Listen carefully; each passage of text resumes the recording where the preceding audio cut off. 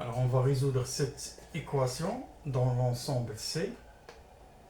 Alors Z est égal à I sur Z. Alors Z c'est un complexe, c'est un nombre complexe. Alors ceci est équivalent. Alors on multiplie ici par Z, ça donne ici Z carré égale à I. Ceci est équivalent à... Alors on prend la racine carrée des deux côtés, ce qui nous donne ici Z égale à plus ou moins la racine carrée de I. Alors on va appliquer ici la formule d'Euler. Donc la formule d'Euler, formule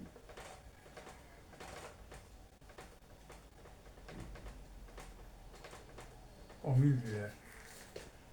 Alors on a l'exponentielle de I θ est égal à cos θ plus I sinus θ. Alors on sait que le module de I est égal à 1 et l'argument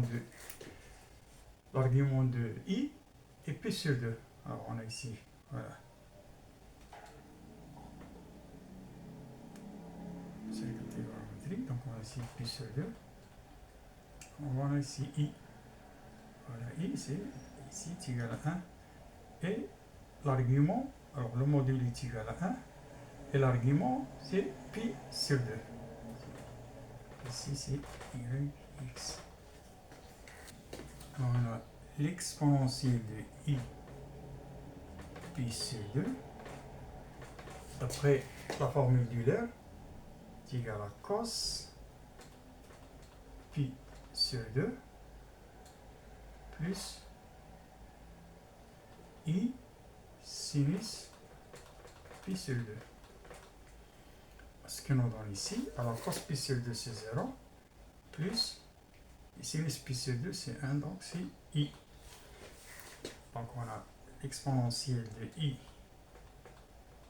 pi sur 2 est égal à I. Alors ce qui nous donne ici, Z égale à plus ou moins la racine de I. C'est la racine de l'exponentielle de I pi sur 2. Et ceci égale à plus ou moins, alors c'est l'exponentielle de I pi sur 2 puissance 1 demi. Ce qui nous donne ici plus ou moins l'exponentielle de I pi sur 4. Alors, on applique ici de nouveau la formule d'Euler. Donc, on a l'exponentielle de I pi sur 4 est égal à cos pi sur 4 plus I sinus pi sur 4. Et ceci est égal à cos pi sur 4, c'est la racine de 2 sur 2. Plus I, la racine carrée de 2 sur 2.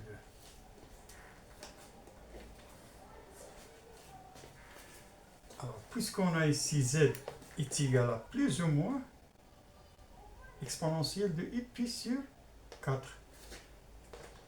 Alors, Z1 sera égal à racine carrée de 2 sur 2 plus I racine de 2 sur 2.